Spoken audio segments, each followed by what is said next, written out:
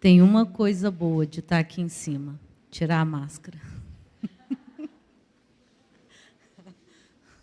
sei se meu batom está borrado. Os homens sobem, não tem maquiagem, né? Nós temos maquiagem, não é? Para a gente é mais difícil. Amém, irmãos. Que alegria poder dividir com vocês aquilo que está queimando no meu coração. Como a gente sempre fala, que o Senhor, Ele primeiro ministra em nós, para depois ministrar a outros. Então, o falar é aquilo que o Senhor vem fazendo com a minha vida, atuando na minha vida. Amém? Bom dia, não sei se eu falei bom dia. Bom dia. Bom dia, irmãos em casa. É com temor e tremor que eu venho aqui e que o Senhor nos conceda da sua porção, aquilo que Ele tem para cada um de nós. Eu quero falar, alguém podia anotar para mim essa frase que eu vou falar agora? Comum aos olhos dos homens, mas extraordinário aos olhos de Deus. É porque eu fiquei pensando, vão me perguntar, qual que é o nome da mensagem para colocar na... Eu não sabia. Aí, a hora que o Carlos estava orando, eu fiquei pensando, falei, nossa, se o Nilton me perguntar, se fosse o Kleber, já tinha me perguntado. Se o Nilton me perguntar, eu não sei. E a hora que o Carlos estava orando, me veio essa frase no coração, comum aos olhos dos homens e extraordinário aos olhos de Deus. Hoje eu vou falar um pouquinho de um homem comum. Um homem que nasceu em terra estranha, em uma época estranha. E qualquer semelhança não é mera coincidência. A Bíblia está repleta de livros que contam histórias reais. E essas histórias, elas são para nos instruir a vivermos e sobrevivermos nessa terra. Uma terra estranha, a qual estamos inseridos. E se por algum acaso você se sente estranho aqui, se o seu coração por vezes não se encaixa nos moldes dessa terra, se por algum momento você se sente como um ET, é isso mesmo, você não está louco. A questão é uma só. Em 1 Coríntios 29:15. Porque somos estrangeiros e peregrinos diante de ti, Deus. Como foram todos os nossos pais. Os nossos dias sobre a terra são como a sombra, não permanecem para sempre. O nosso tempo aqui é curto. Se nós pensarmos na eternidade, o nosso tempo de vida aqui, segundo a Bíblia, são, no máximo, 120 anos. Somos peregrinos nessa terra, não pertencemos a esse mundo, nós não somos daqui. Nós somos dele. Nós pertencemos a ele. Todas as nossas lutas, as nossas guerras, falando individualmente como ser humano, porque somos como um vulcão que a qualquer momento entra em erupção, qualquer momento pode explodir. E pensem, existem inúmeras formas de se entrar em erupção. Existem inúmeras formas de você explodir. Tem gente que explode sem nenhuma expressão externa. Interessante, não é? Nenhuma expressão externa. Você olha para uma pessoa e você não tem ideia do mundo que está dentro dela. Das larvas, sei lá, que estão percorrendo seu mais profundo íntimo. Então, todas as nossas lutas e guerras, elas só têm um ou o guerreiro, a qual guerreamos com ele. E não é outro ser humano. Não é uma pessoa que não me dou bem. Não é uma pessoa que eu estou com problemas ou que eu acho que eu estou com problemas. Não é o meu cônjuge. Não é o meu namorado, minha namorada, meu filho, minha filha, meu chefe, meu emprego. Ou qualquer, ou quem quer que seja que você queira colocar a culpa. Mas a única pessoa a qual eu entro em guerra é Deus. Eu entro em guerra com Ele, porque Ele é o dono da minha vida. Ele é o motivo de todas as minhas lutas interiores, todas as minhas guerras. Porque se eu estou bem com Ele, prestem atenção, se eu estou bem com Deus, tudo flui. Tudo está bom. É como um rio em seu perfeito curso. Ele flui sem impedimentos, não é verdade?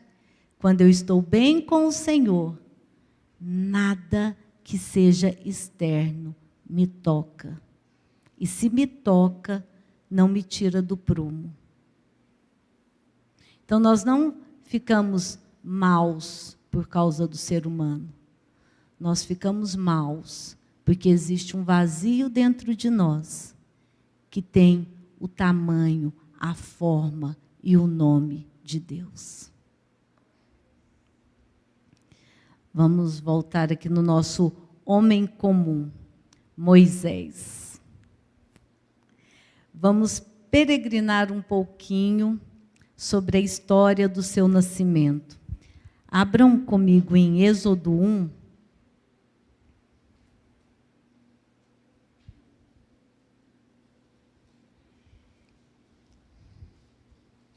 A partir do verso 1.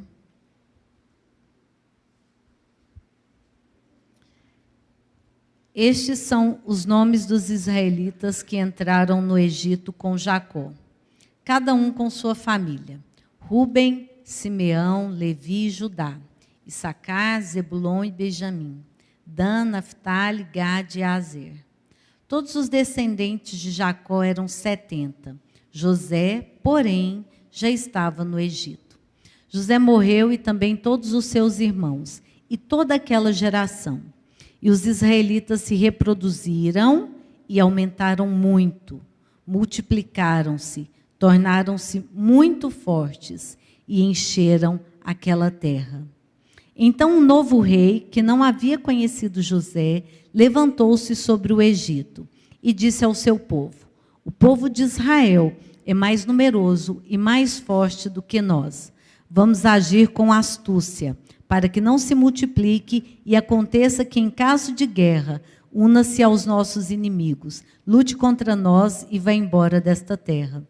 Por isso, colocaram feitores sobre eles, para oprimi-los com trabalhos forçados.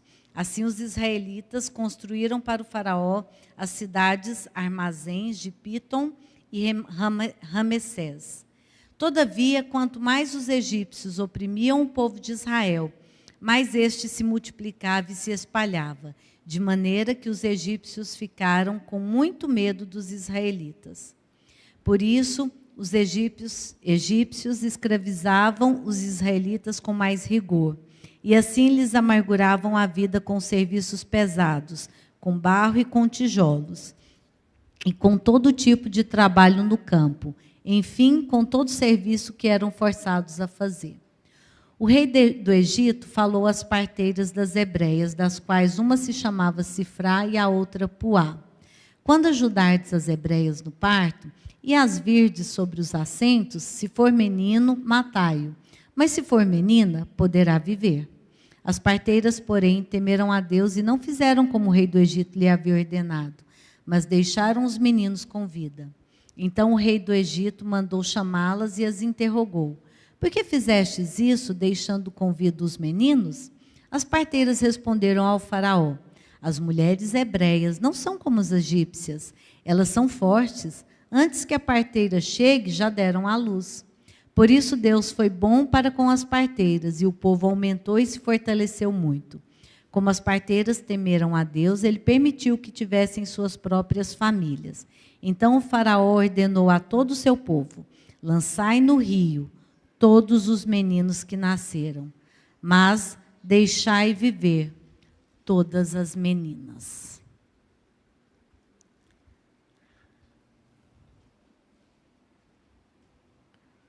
Olhem a época em que Moisés nasceu. Terra estrangeira, ou seja, não era sua pátria, ele não era dali, ele estava ali, mas ele não era dali. E antes de dar seguimento, vamos dar uma olhadinha em Gênesis 15, 13.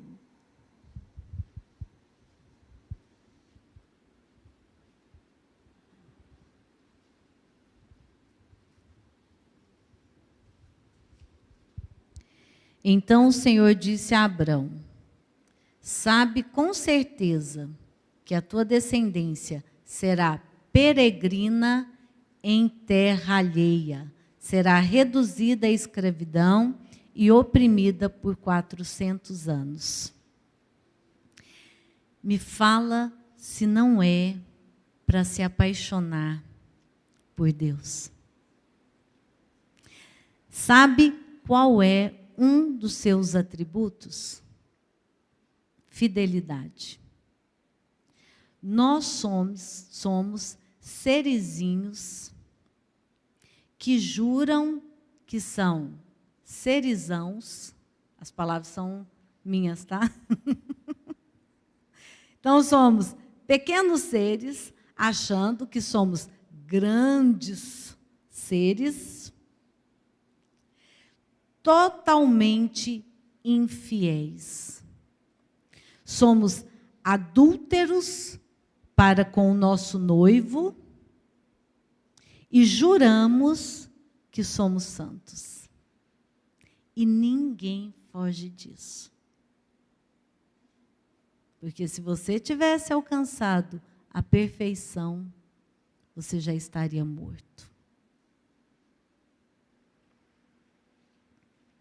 Agimos como os tais, como quem não falha, como quem é alguma coisa. Irmãos, se tem algo que nós somos, isso é certeza. É infiel. Nós somos infiéis. Mas Ele é fiel. Ele não pegou o seu povo de surpresa. Ele já avisou para Abraão. Fica atento. Se você tem sido pego de surpresa em alguma coisa na sua vida, tem algo na vertical que está desligado ou dando mau contato. Voltando para Moisés, José morreu. E se alguém não conhece a história de José, na salinha a gente canta uma musiquinha. leia a Bíblia e faça oração se você quiser crescer. Então, se você não conhece a história de José, pega a sua Bíblia, não aqui agora, e leia. José morreu e um novo rei foi ao trono, e esse não havia conhecido José. Segundo estudiosos, esse novo rei não significa o faraó seguinte, e sim uma nova dinastia.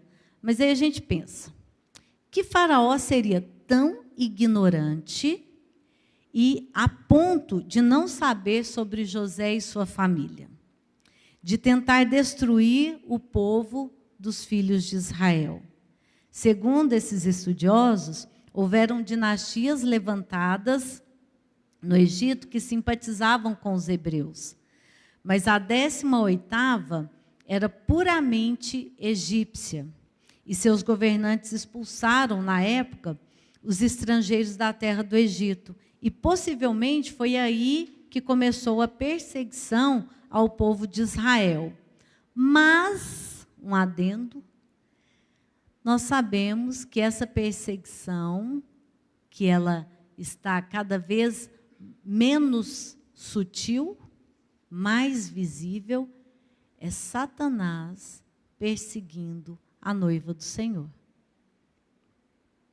E de acordo com a razão apresentada por Faraó, nos versos 9 e 10, a segurança nacional, uma vez que eram estrangeiros, ela, assim, se houvesse alguma invasão, sem dúvida, eles poderiam se tornar aliados dos inimigos. Então, essa foi a razão que Faraó trouxe para poder começar a sua limpeza.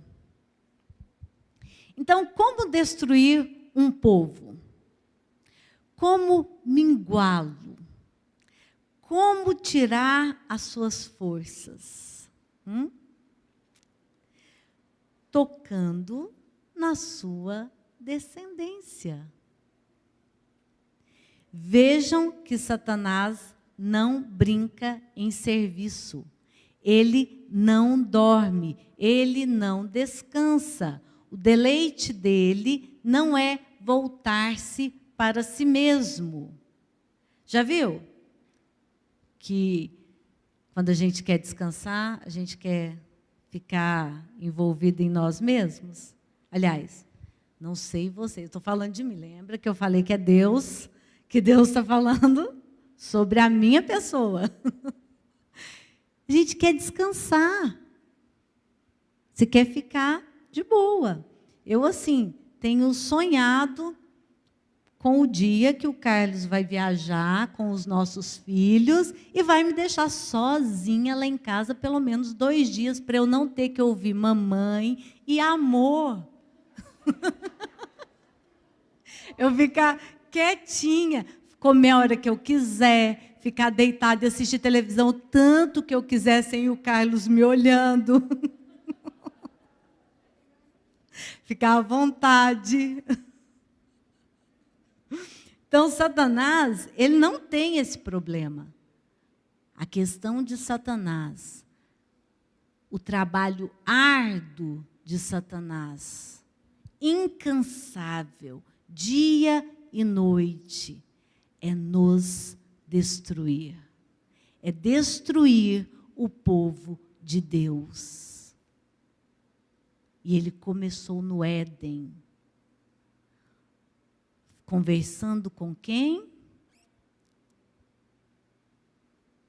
Eu ouvi essa semana alguns queixumes sobre a palavra de domingo que o Juliano disciplinou. Vou falar assim, tá?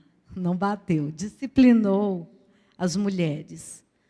Vou falar sobre a minha carne. Para mim foi pouco. Eu acho que a gente precisa de muita pancada para a gente acordar. Nós somos caprichosas. Não sei vocês, eu sou caprichosa. Eu preciso de porrete na minha alma, porque ela é forte. Agora, homens, problema de vocês responsabilidade de vocês com Deus. Eu sou mulher, eu preciso cuidar da minha carne. Os homens, o Juliano e o Carlos, que se preocupem. Então, Satanás, ele quer nos destruir. E a melhor forma de tocar em um ser humano de um jeito que ele realmente sinta, alguns podem pensar, principalmente os homens, que é no bolso. O bolso mexe e remexe. Mas quer derrubar, desolar o ser humano é tocar nas suas crias. Gente, até os animais que são irracionais, quando eles parem, as fêmeas parem, você não pode chegar lá para achar bonitinho o filhotinho, que ela avança. Então, quer tocar para destruir, para tirar do prumo, é tocar nos nossos filhos. Quem nunca ouviu, ou mesmo falou, ou pensou, faz qualquer coisa comigo, mas não toca nos meus filhos. Eu já falei isso demais para Deus, contei para outras pessoas. Você com um bebê pequenininho, ele sente cólica. Você fala, Deus, não é? Deus, deixa eu sentir 5 vezes mais, mas tira dele.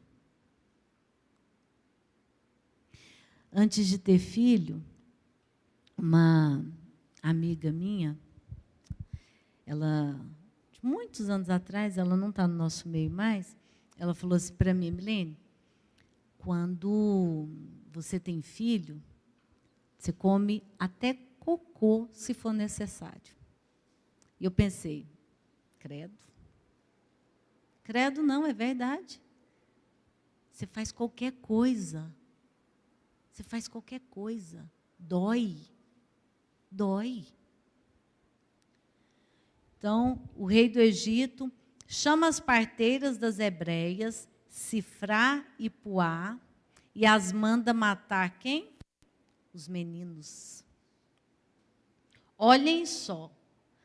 Matar os meninos e deixar as meninas vivas. Irmãos, não é, como eu falei no início, mera coincidência o que está acontecendo hoje, nos dias de hoje.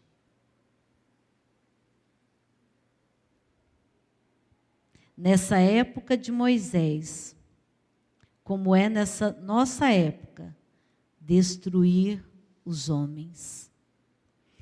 Essa guerra ideológica, ela tem um dono, e não são os políticos e suas ideologias. O dono dessa guerra é Satanás. A nossa luta, ela não é contra carne e sangue, ela é contra principados e potestades. E nós estamos como? Enchendo as reuniões de oração de pessoas guerreando diante do Senhor, não é? Não, nós estamos dormindo, nós estamos sonolentos, achando que alguém vai fazer alguma coisa. Não vai acontecer nada, os seus filhos vão morrer, os meus filhos vão morrer, se nós não abrirmos os nossos olhos e não abrirmos as nossas bocas diante do único que pode mudar essa situação, que é o Senhor. Ficar achando que vai acontecer alguma coisa lá sentado na sua casa, criando, construindo seus tijolos, não vai mudar nada, nada. Esses dias eu estava trabalhar e muito chateada com algumas coisas, não pessoas, estava grilada com Deus, estava muito grilada com Ele. E aí eu ia buscar um livro, o trajeto ia gastar 30 minutos, que era muito pertinho de onde eu ia. Dentro de Goiânia, 30 minutos num sábado sem trânsito. Não era um sábado que tinha... E eu estava esgotada emocionalmente. Esgotada, eu estava me sentindo esgotada. Eu vou ligar para alguém e chorar minhas pitangas? Não. Eu peguei e falei, tem um DR agora com meu pai, porque é ele que está deixando tudo isso acontecer, então é ele que tem que me ouvir. Já comecei, falei para o Carlos, que eu comecei assim, Deus, eu sei que eu vou arrepender, que não é isso mesmo que eu sinto, que eu estou desabafando, ainda bem que o senhor não tem problema emocional, Deus não tem problema emocional, Ele não é melindroso como nós somos. Ele, você pode rasgar o seu coração, que Ele consegue te ouvir e te entender, tá? E aí me rasguei os 30 minutos. Quando chegou no fim, lá do lugar que era bem no fim mesmo, que eu ia, aí um carro passou por mim, parou assim no sinaleiro e estava escrito, hora que melhora. Eu vi assim Deus falando para mim, tá vendo? Pode orar que melhora. E eu melhorei mesmo, fiquei ótima. Fiquei ótima, feliz, todo o meu cansaço saiu, todo o meu esgotamento foi embora. Ora, você está com problema? Hora que melhora. Hora que melhora. Eu tenho experimentado a oração. A oração, ela move montanhas. Montanhas, coisa simples. Vou trazer aqui, estou falando com liberdade, tá? Estou me sentindo já, eu comecei nervosa, mas já estou em casa. Hoje, é uma coisa simples, simples. Vocês podem pensar que nada a ver, ridículo. É ridículo, mas Deus conhece a gente, nos paparica, nos mima, nos chicoteia, Ele faz tudo. Tudo. Estava lá em casa, vestindo meu vestidinho, porque pensa, meu Deus, que roupa que eu vou vestir para ir lá em cima e ficar ainda no YouTube. Porque tem essa, não é só aqui agora. Você ainda fica exposto aí, para todo mundo ficar te vendo o dia que quiser. Que palhaçada. Aí, coloquei meu vestido, aí o cinto. Não estou acostumada a usar esses negócios, né? Aí pensei, já sei quem que vai me ajudar se esse cinto fica assim ou daquele outro jeito. A André, mas a hora que eu cheguei lá, a André já está lá no teclado. Oh, meu Deus, como que eu faço? A hora que eu cheguei, a André estava aqui fora. Eu falei, nossa, a hora que eu vi, nem cumprimentei ela. Eu falei, André, vem cá, me ajuda. Gente, simples. Deus nos conhece, Ele conhece o nosso coração. E Ele ouve, e Ele mima. Mas Ele tem a mão forte também, porque a gente precisa de chicote e de beijinho. E Ele chicoteia e Ele dá beijinho. Bom, não é? Vocês não parecem não achar, não. É bom? Senhores pais, e quando eu me expresso assim, é falando pai e mãe, tradicionalmente falando. Eu não uso a nova fala, entendedores entenderão. Dessa era politizada e endemonizada, onde até mesmo cristãos têm se aliançado e tratado esse livro, Bíblia, mais atual, desconheço, como arcaico, obsoleto. como falei no início, leia a Bíblia e faça oração se quiser crescer. Esse livro não pode sair dos nossos olhos, da nossa boca. Não pode. Então, eis a ordem. Morte aos meninos, sexo masculino, para deixar claro, vai que alguém não entende, né? Viva as meninas. Como o rei desse século tem matado os meninos. Nós cristãos não podemos estar alheios, vivendo como se... Tem uma música que não é cristã, da minha época, que fala assim: deixa a vida me levar, vida leva eu. Não podemos viver deixando a vida nos levar. Como o rei deste século tem matado os meninos. Pensem, vocês não são bobos. Vocês têm acompanhado o que está acontecendo. E aí, mesmo em meio a esse caos, vemos o Senhor se manifestando. Agora sim, olhemos para as parteiras. O nome delas está aqui relatado, Sifrá e Puá. E eu estou mencionando isso por quê? Porque em vários momentos na palavra, tem muitas histórias que são mencionadas, muitas ações, mas que os nomes não são revelados. Mas aqui, Deus revela o nome dessas parteiras. E as parteiras, elas temeram, devido a elas temerem a Deus e não fazer, né? Elas não fizeram o que o rei do Egito lhes havia ordenado. Ela deixou os meninos com vida. O que aconteceu? Deus foi bom para com elas. Deus as abençoou. Ele, além de aumentar o povo de Israel, o que ele fez? Assim, o povo ele não só aumentou, a Bíblia diz que eles se fortaleceram também. Eles aumentaram em número e se fortaleceram. Ele também abençoou elas e permitiu que elas constituíssem as suas próprias famílias.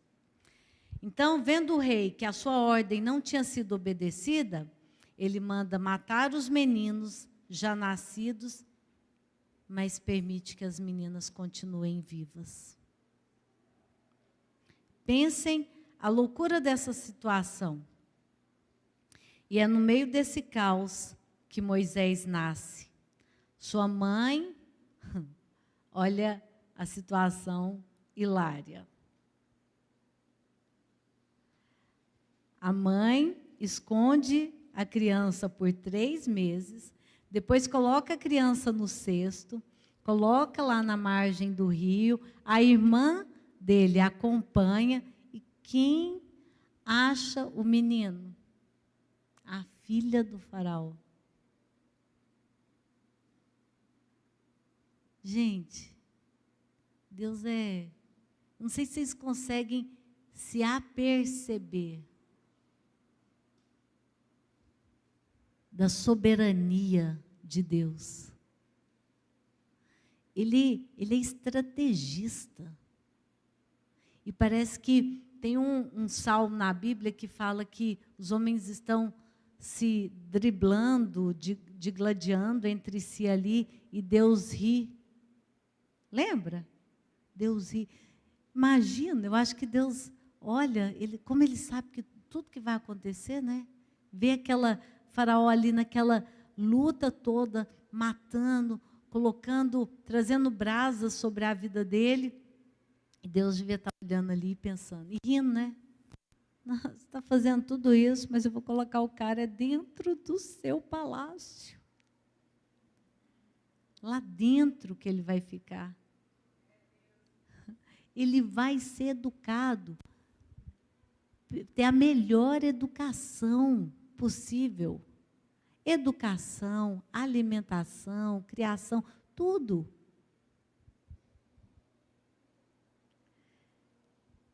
E a história se desenrola, linda e maravilhosa, como nos filmes hollywoodianos. Domingo o Juliano até citou isso, né? Não. Por quê que esses filmes trazem... Tudo é tão lindo e maravilhoso? Porque tudo é ilusão. Porque o script desses filmes de Hollywood, ele só tem o quê? Ele só tem os flertes, as paixões avassaladoras e depois o enfim juntos. O depois, a vida comum do lar, como o Carlos trouxe aqui no início, ela não é colocada nesses filmes de 1h30, 2 horas. O desenrolar da rotina, da vida cotidiana, do dia a dia, do comer juntos, do acordar juntos, escovar os dentes, fazer suas necessidades fisiológicas juntos, isso não aparece nos filmes hollywoodianos. Então, fica fácil nesses filmes tudo ser lindo, maravilhoso e perfeito, né? E cai quem quer, né? Cai quem quer. A história se desenrola com muitas lutas, dores e sofrimentos, mas com o ponto-chave, propósito. Propósito, porque viver no e para o Senhor tem propósito. É privilégio comum diante dos homens. Que normalzinho, ainda mais nessa era de Instagram, de redes sociais, que tudo que você faz aparece. Quem não aparece, está fora. Extraordinário diante do Senhor, onde o homem não vê. No seu quarto em secreto, o homem não te vê. O que Deus está fazendo no seu coração, o homem não vê. Mas o Senhor vê tudo. E saibam, queridos, do mesmo jeito que o homem levanta, na mesma ou maior proporção, ele te abate. Você é levantado enquanto você serve, enquanto você está agradando. Desagrada para você ver. Decepciona para você ver. Queda.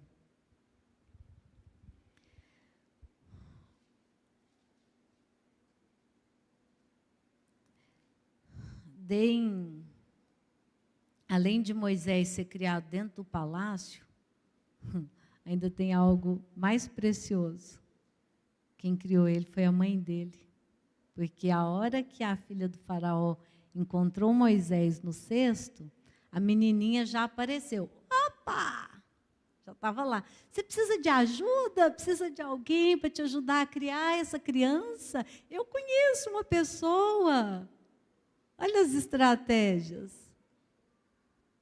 Gente, a gente precisa estar assim, ó, afiado com Deus, porque Deus dá estratégia. Davi babou. De vez em quando a gente precisa babar também. De vez em quando você faz de bobo para passar, né? Porque tem uns desgastes que é desnecessário. Eu falo para o Carlos, por que você calou? Eu falei, porque era desnecessário eu falar. Desnecessário.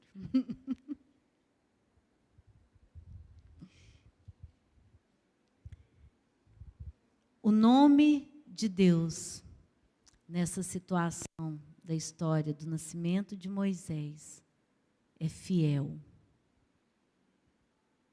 fiel. Um Deus fiel. O Deus que nós servimos, Ele é fiel. Tem muitas lições nessa história, as quais podemos assimilar como propósito de Deus, sua fidelidade, seu zelo, suas bênçãos, sua vontade que se cumpre, sobre o que acontece em nossas vidas, que sempre tem um motivo, que vai além do nosso entendimento. Às vezes você está passando por alguma coisa que é muito ruim. Pensa essa situação, os filhos estavam sendo assassinados. Então, às vezes você está passando por uma situação que é muito difícil, que é muito dolorosa. Mas creia, querido, tem um propósito. E se o Senhor não te revelou ainda, peça a Ele. Senhor, me fala por quê. Me fala por quê. Para quê?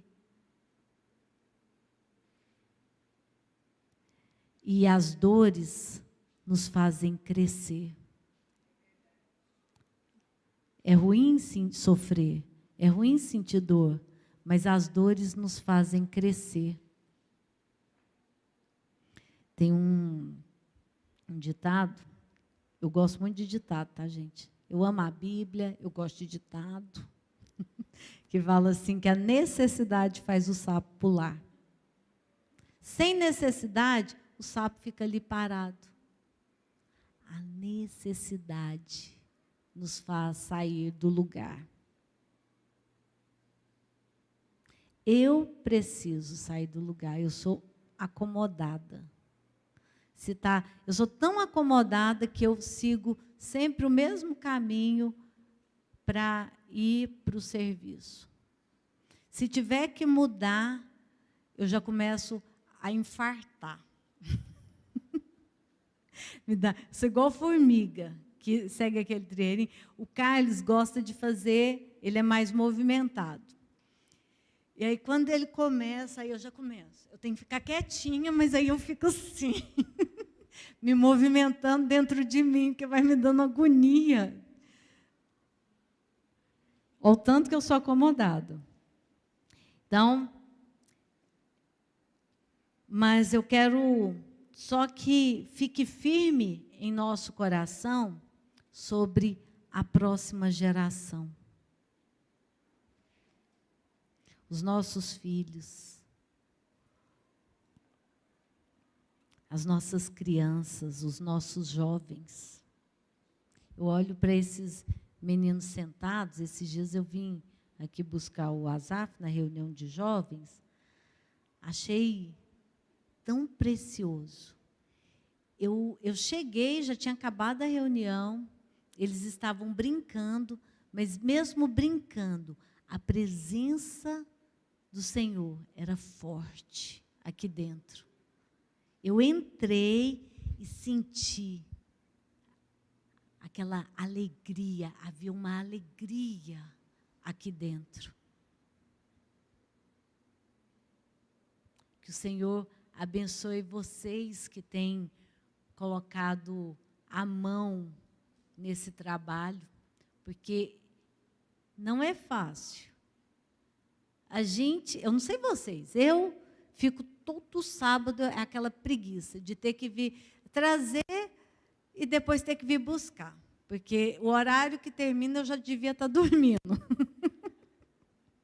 Mas aí o Espírito Santo vem na minha mente. Plante, plante, plante. É o mínimo que eu posso fazer, é trazer meu filho para a reunião, porque pior do que eu trazer é quem trabalhou a semana inteira, o sábado ainda tem que ficar aqui com eles. Entendeu? Vocês entenderam o pior que eu estou falando, né? Orem por aqueles que estão à frente. Se você for abrir a boca para falar alguma coisa, fala abençoando. Porque não é fácil. Não é fácil, gente. É abrir mão de si mesmo. Estar na salinha, estar no louvor aqui, hoje eu estava observando a Andréia aqui dando as coordenadas, com tanta graça. Está tão bonitinho. Não é fácil. E não é fácil ter que chamar atenção, né? A gente é enjoada. A gente é chato, não é? Tem que ser chato mesmo, tem que ser enjoado, porque tem que dar porrada e tem que beijar. Mas tem a hora de bater e tem a hora de adular. Não dá para bater e adular. A gente bate, larga estribuchando, aí depois vai ter um momento de dar os beijinhos. É assim que funciona.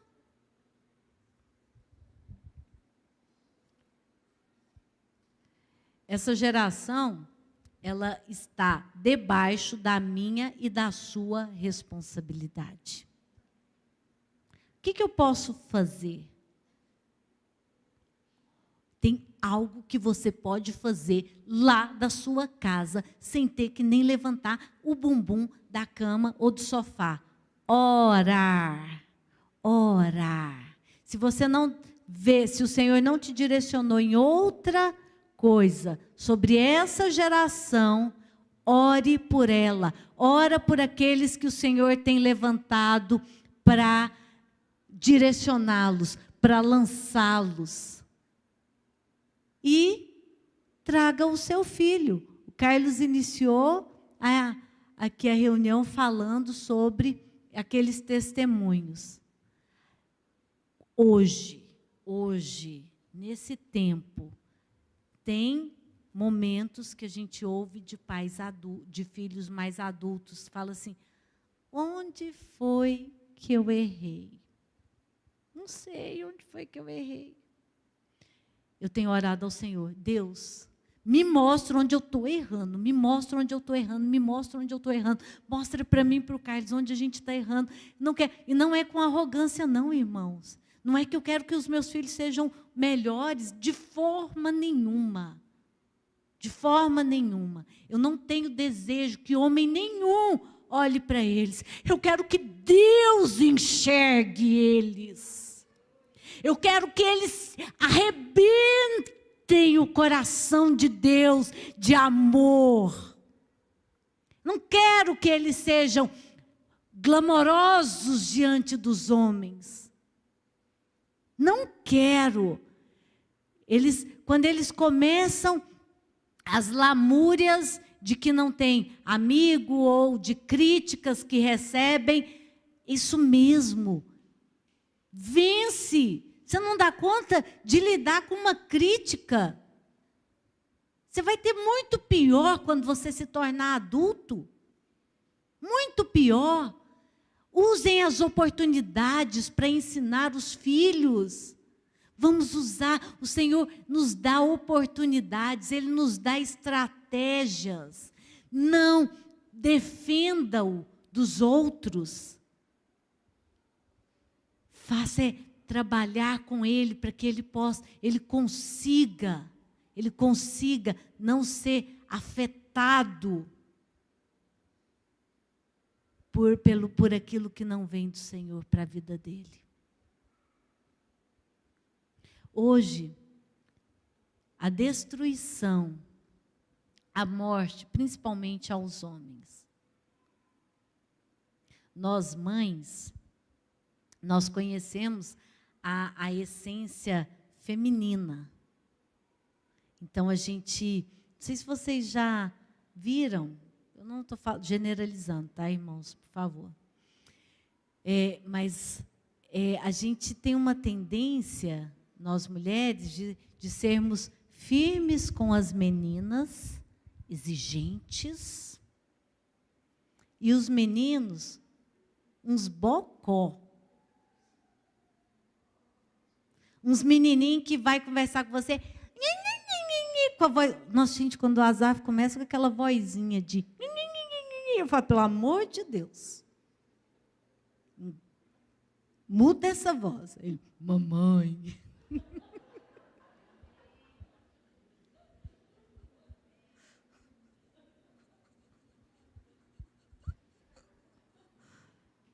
Gente, deixa o marido tocar no filho.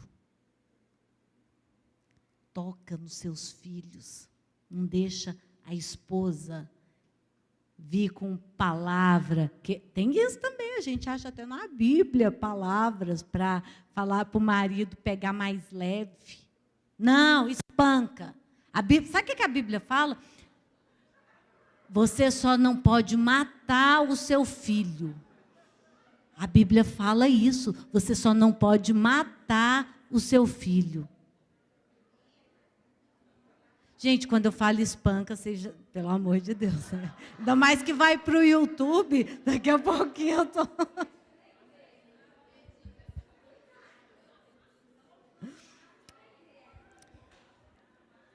Irmãs, deixem os seus maridos, deixem outros homens de confiança tocar o seu filho. Não proteja, não proteja. Homem não precisa ser protegido. Homem precisa crescer. Leiam as histórias de como esse pessoal do Oriente, como eles treinam os homens, como são treinados. Hoje, como Satanás está destruindo os nossos filhos? Como? Infantilizando. Agora, me ajuda aí. Efeminando, afeminando. Efeminando os nossos homens. Eu li sobre uma reportagem na China. Os homens lá estão sendo trabalhados como homens guerreiros. Por que você acha? Que lá no país deles são homens de verdade, e no nosso país pode escolher quem quer ser. Gente, acorda, não aceita o que está sendo plantado. Lembrem-se, mulheres, lembrem-se, a serpente chegou na Eva, lá no Éden. Homens, a Eva enganou o Adão. Acorda. Busquem direção no Senhor. Eu não estou falando aqui que para você agir de qualquer jeito, conforme a sua mentalidade, o que você acha. Não. Nós estamos falando aqui de homens e mulheres aguerridos, inflamados, desejosos, queimando por Deus.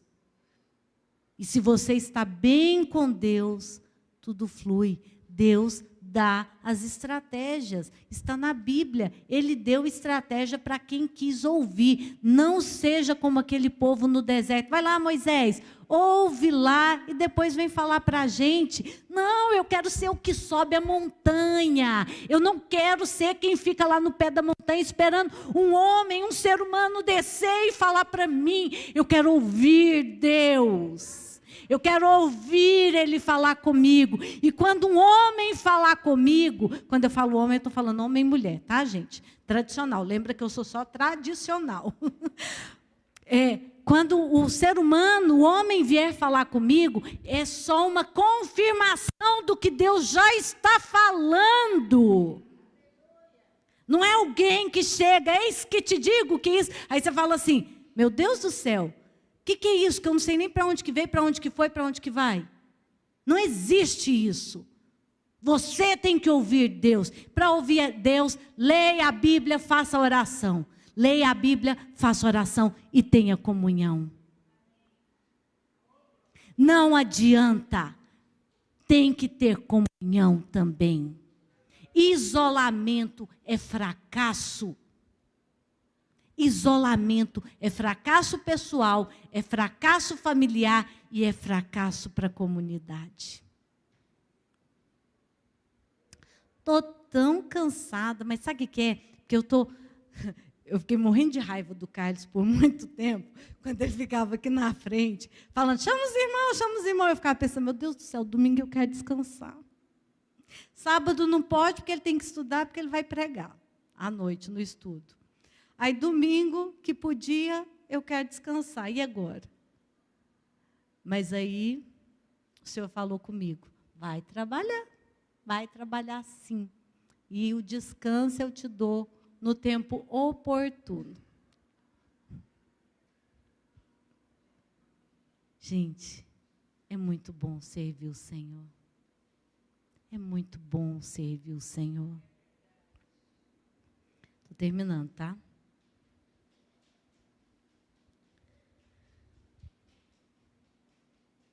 O que esses jovens, essas crianças, o que eles estão vendo em nós? O que seus filhos estão vendo em você? Já pensou em perguntar, ou já perguntou para algum deles, para o seu filho, ou para aquele jovem, aquela criança mais próximo de você? Tem que ser quem está mais próximo, não pode ser aquele que estiver aqui um domingo com a mão para cima e não te vê durante a semana inteira, sem nem abrir sua Bíblia, não.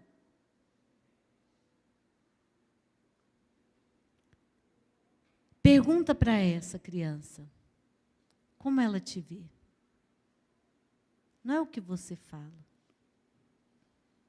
Se tem um ser mega, hiper, super sincero, é a criança. Na salinha a gente ouve cada coisa.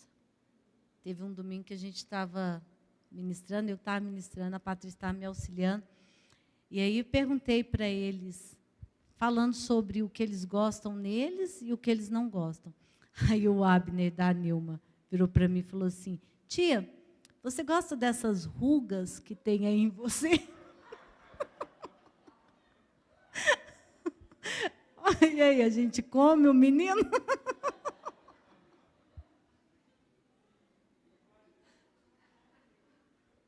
Falei, amo, Abner, amo ser enrugada.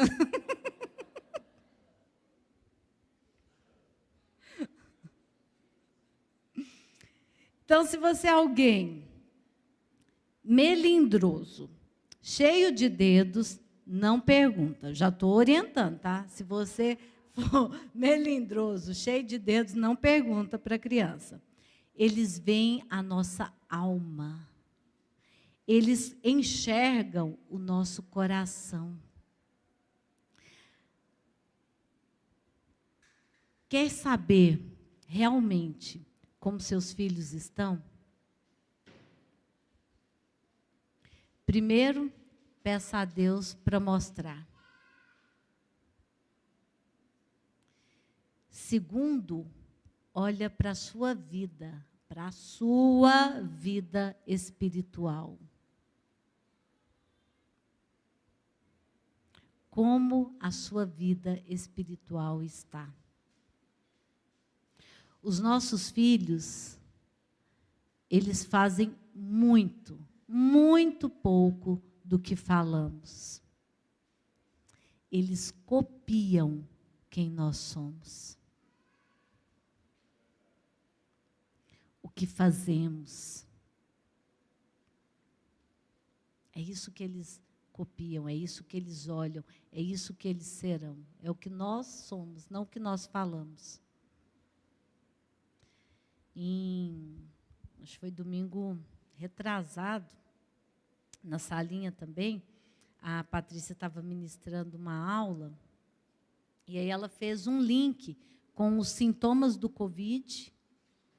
Achei muito interessante. E os sintomas da vida daquele que está frio espiritualmente. Deu vontade até de pedir para ela os negocinhos para eu colocar aqui, dar uma aulinha para a gente. Me impactou. Em nossas vidas, muita coisa que acontece, antes mesmo do desastre, vem os sintomas. Você não está, tipo assim, na queda, você não peca de repente. Você não cai de repente. Pode acontecer? Sim, mas é raro. Tem sintomas, igual doença. Por isso que ela usou a questão do Covid. Você vai, será que eu estou com Covid? Estou espirrando, parece que meu paladar faltou, dor no corpo. Aí você precisa enxergar quais os sintomas da minha vida espiritual. Eu leio a Bíblia todos os dias? Não sinto vontade? Quantas vezes na semana? Nenhuma? Não tem vontade? Vou à reunião, só vou no domingo? Vai olhando aí o que é que tá frio, o que eu não tenho vontade. O que nos sintomas que te revelam que você está doente espiritualmente? Falta de leitura bíblica, falta de oração, falta de comunhão com o corpo. Esses 3 pontos são chaves. Tenho ouvido pessoas queixosas da falta de perspectiva na vida, desesperançadas, deprimidas, vazias, insatisfeitas, tristes. Não se enganem. A falta das práticas da piedade te levam à ausência do contentamento. O seu filho te vê, não se iluda. Ele te vê sim. As crianças nos observam, elas nos veem. Nós pais só saberemos o que realmente ensinamos ou o que ficou do que ensinamos quando nossos filhos alcançarem o tempo de suas escolhas, onde não poderemos mais falar não. O tão, nos dias atuais, desprezado não. Que o Senhor tenha misericórdia das nossas vidas e nos desperte para Ele. E, como diz meu querido amigo Eliasaf, terminei.